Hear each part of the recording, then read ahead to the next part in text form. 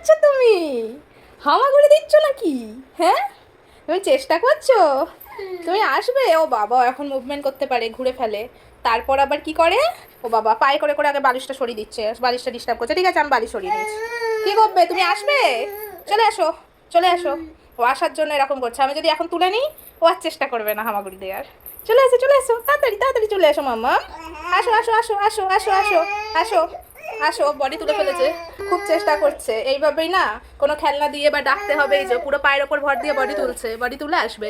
পাপা চলে আসো তাড়াতাড়ি তাড়াতাড়ি। এইভাবে আমি একটু একটু করে ওকে শেখাই, ও আসবে বলে এরকম করছে।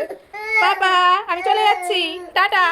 চলে আসো তাড়াতাড়ি। হ্যাঁ, এই দেখো ডোডো হামাগুড়ি দিচ্ছে। এরকম ভাবে কি হচ্ছে? তুমি আসবে? ট্রেন করাতে হবে। চলো পাপা। এই দেখো পুরো ঘুরে এরকম ভাবে আসতে চাইছে। Good boy.